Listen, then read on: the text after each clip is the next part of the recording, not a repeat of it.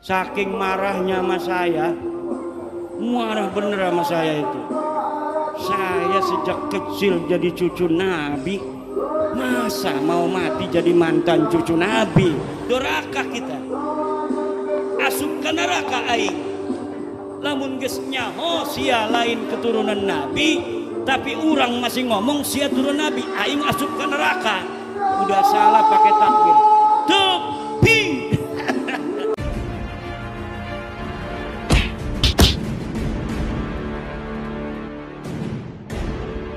Orang yang bukan hanya mereka bukan keturunan Nabi, tapi juga mereka bukan orang Arab. Leluhur mereka orang Kaukasia, orang Turki yang tidak punya tempat. Mereka hidup nomaden, kemudian mereka tinggal di Kaukasus, kemudian dihancurkan, menyebar ke India, menyebar ke Pakistan, menyebar ke Eropa, menyebar ke Yaman. Dari Yaman pindah ning Indonesia. Ning Indonesia ngaku putune Nabi.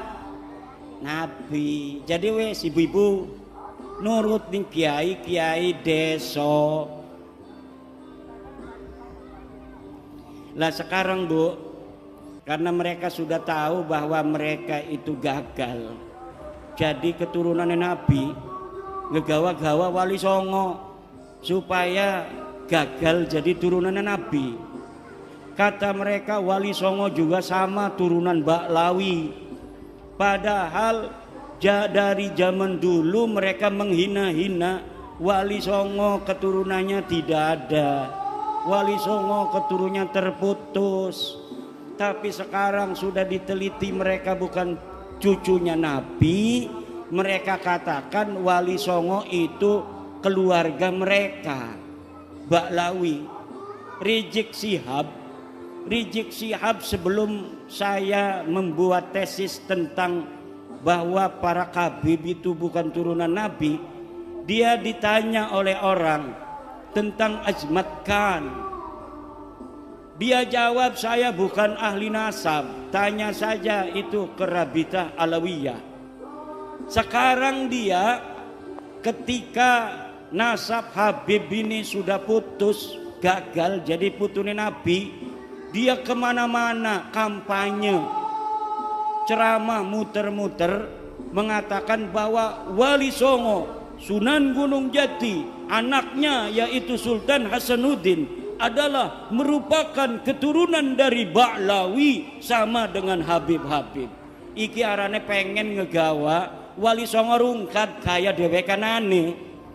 Mereka sudah rungkat, mereka tidak sudi, tidak ridho. Kalau hanya mereka yang rungkat, mereka juga ingin bawa-bawa Wali Songo yang asli putune Nabi. Wali Songo asli putune Nabi. Pengen supaya Wali Songo juga sama-sama putus nasabnya, sama-sama rungkat nasabe 2024. Ning dindi ceramah muter-muter pakai takbir lagi, salah pakai takbir. Saudara-saudara, Sunan Gunung Jati punya istri Nyai Rara Santang, takbir. Ligane salah. Nyai Rara Santang itu bukan istrinya Sunan Gunung Jati, tapi ibunya Sunan Gunung Jati. Udah salah pakai takbir. Teping. Marah anak-anaknya keturunan Sunan Gunung Jati, akhirnya minta maaf. Saya mohon maaf. Sekarang dia ngomong lagi bahwa Sunan Ampel adalah anaknya Sunan Gresik. Salah maning bae. Kalau di Banten dia takut sama cucu-cucu Sultan Hasanuddin seperti saya sampai dia minta maaf. Sekarang saya tantang cucu-cucu Sunan Ampel yang ada di Surabaya, bisa tidak mereka membuat Rizik Syihab minta maaf kepada keturunan Sunan Ampel Surabaya? Kalau sama Sultan Hasanuddin Sunan Gunung Jati dia sampai minta maaf. Sekarang orang Surabaya, kalau dia tidak minta maaf atas kesalahannya itu dengan mengatakan Sunan Ampel anaknya Sunan Gresik, padahal Sunan Ampel anak daripada Ibrahim Asmoro, maka berarti keturunan Sunan Ampel yang ada di Surabaya tidak dianggap oleh Rizik Syihab seperti turunan Sunan Gunung Jati Syarif Hidayatullah. Coba mana eta turunan Sunan Ampel di dia. Tuntut, suruh minta maaf. Bukan bapaknya Sunan Ampel Ibrahim Asmoro Kondi. Kalau Sunan Gresik itu Maulana Malik Ibrahim. Harus minta maaf. Semakin ngomong semakin banyak salahnya dia.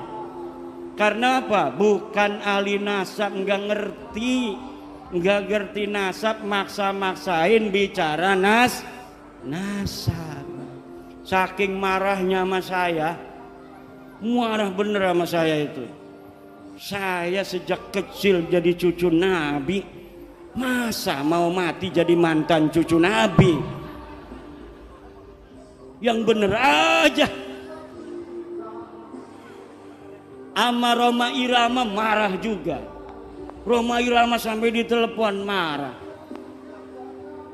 Kata Roma Irama, siapa lu negur-negur gue? Wih, hebat juga tuh Bang Haji. Bang Haji Roma kenal bu? Bu, kenal nggak Bang Haji Roma? Yang nyanyi apa contoh lagunya? Sebujur Bangkai. Satu lagu Roma Irama Sebujur Bangkai lebih utama dari ceramah para habaib 70 habaib. Satu lagu Sebujur Bangkai Roma Irama lebih mulia dan lebih manfaat bagi umat Islam daripada ceramah 70 habaib. Kenapa lagunya Roma Irama kalau didengerin? Kalau lagunya masalah akhirat, kayak neraka di depan mata, betul? Betul nggak? Kalau lagi nerangin masalah keindahan surga, kayaknya surga ada di depan mata. Kalau lagi menerangkan istri salehah, masya Allah pengen nambah lagi. Setiap keindahan yang tampak oleh mata. Apa tuh? Nggak hafal saya. Ada kiai yang hafal seluruh lagu-lagu Roma Irama. Namanya Kiai Haji Raden Syarif Rahmat. Itu di rumahnya bukan kitab dia mah, kaset semua. Masya Allah. Padahal hafal Quran, pinter baca kitab kuning, tapi ngefan banget sama Roma Irama. Sampai dia mengatakan bahwa Roma Irama adalah waliyun min auliyaillahi ta'ala. Roma Irama adalah waliyun min auliyaillahi ta'ala. Coba kita lihat, umurnya sudah 80 tahunan. Tapi ketika mendengar tentang tesis saya, dia ingin menelusuri, dia ingin meneliti. Kemudian sekarang dia mempunyai keyakinan bahwa para habib ini bukan keturunan baginda Nabi besar Muhammad sallallahu alaihi wa alihi wasallam. Kalau orang siapa saja yang masih ragu-ragu di hatinya, takut kewalat, maka lihat sebelum ayat Aqsal Madinah. Qalu inna tatayyarna bik, bahwa orang-orang yang membatalkan nasab Ba'lawi dia akan kewalat, maka saya katakan ta'irukum ma'akum, Kamu yang akan kewalat karena kamu telah mengaku duriah Nabi, tidak punya dalil. Aku Imaduddin Utsman membatalkan nasab kamu dengan dalil-dalil. Ini dalilnya dari kitab nasab. Mulai abad kelima, 6, 7, 8, 9, tidak ada leluhur kamu disebut, dicatat sebagai keturunan baginda Nabi. Ini kitab sejarahnya. Mulai dari abad keempat, 5, 6, 7, 8, 9, tidak ada leluhur kamu dicatat dalam sejarah sebagai apapun, baik sebagai ulama maupun sebagai turun Nabi. Tidak ada leluhurmu yang jadi ulama, tidak ada leluhurmu yang jadi wali, tidak ada leluhurmu yang dicatat sebagai keturunan Nabi. Lalu kamu katakan Ubaidillah sebagai imam. Imam dari mana? Kamu katakan Alwi sebagai muhaddis. Muhaddis dari mana? Tidak ada orang yang mencatat di masanya pada abad ke-5, ke-6, ke-7. Mereka sebagai ulama, mereka sebagai muhaddis, mereka sebagai turun Nabi. Teu aya pokok nama, teu aya. Ngerti ente? Ya kalau sudah tidak ada dalil, premen maning. Imad tolong si husnudon beh. Ora bisa doraka kita. Asup ke neraka aing. Lamun geus nyaho sia lain keturunan Nabi, tapi orang masih ngomong sia turun Nabi, aing asup ke neraka. Aing mah embung asup ke neraka eta. Aing mah embung asup ke neraka. Kita mau ora pengen manjing neraka. Ku ibu-ibu pengen ora manjing neraka? Bu, pengen ora manjing neraka? Riboten aja nganggep Baklawi turun Nabi maning ya. Lamun masih nganggep turun Nabi manjing neraka. Ada kiai protes sama saya. Hai Kimat, kenapa pernah mengatakan walaupun ulama-ulama di dunia memfatwakan karena suatu hal Baklawi sebagai cucu Nabi, saya tidak akan terima. Saya pernah ngomong begitu, betul. Tapi Pak, lihat kata-kata saya, dengar kata-kata saya. Ada kalimat karena suatu hal.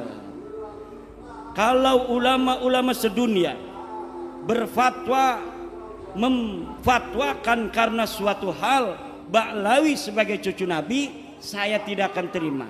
Itu kalau dia berfatwanya tidak pakai dalil. Karena suatu halnya itu misalnya pertemanan, seperti Syekh Ali Jum'ah Mesir, karena berteman dengan Habib Umar bin Hafid, dia kemudian mengisbat Baklawi. Syekh Ibrahim bin Mansur, karena dia sama-sama nasabnya putus, dianggap putus oleh orang Arab, haplogrupnya juga bukan J1 Ibrahim bin Mansur.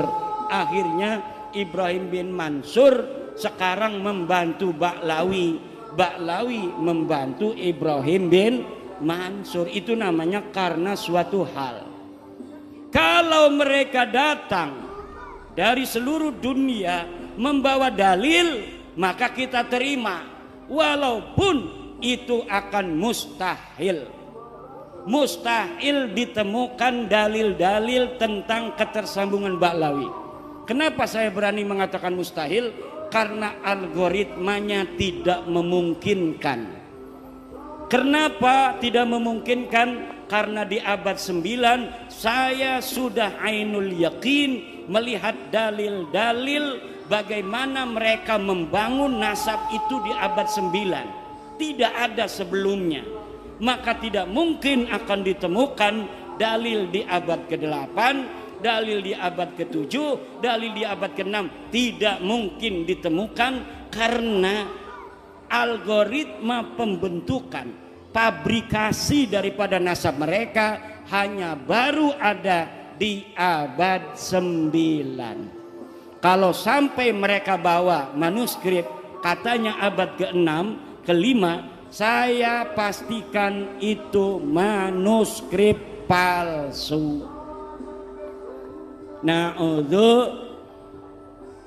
Apakah ada buktinya? Woi Kiai ngomong manusia palsu. Saya sudah menemukan banyak pemalsuan di dalam sejarah Ba'lawi. Saya banyak menemukan banyak pemalsuan dalam kitab-kitab Ba'lawi, seperti kitab Abnaul Imam yang ditulis abad kedua Hijriah, lalu ditambahin di abad kelima, kemudian dikatakan sebagai kitab abad kelima.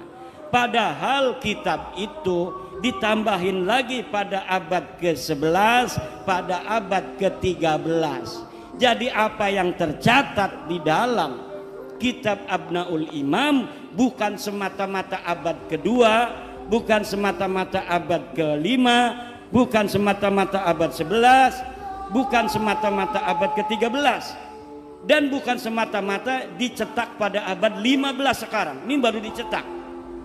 Tetapi dari banyaknya penulis dari satu masa ke masa yang lainnya, tidak ada dibedakan ini catatan dari abad 2, ini catatan dari abad 5, ini catatan dari abad 11, ini dari abad 13. Tidak dibedakan. Kalau kita ngaji kitab Fathul Qorib, ada matan takrib, ada Fathul Qorib. Untuk membedakan matan dan sarahnya itu ada dalam kurung. Kalau yang dalam kurung itu matan, yang selebihnya itu syarah. Tapi dalam kitab Abnaul Imam tidak dibedakan mana karya Toba-Toba, mana karya yang lainnya. Jumlahnya semuanya ada 4 orang, 5 dengan muhakkiknya. Mereka telah mencetak kitab dengan ditambahi, kemudian diasosiasikan nama ulama tertentu yang ulama itu tidak mencatat daripada apa yang mereka tambahkan. Masih banyak lagi ibu-ibu, bapak-bapak, karena ini udah sore, insya Allah.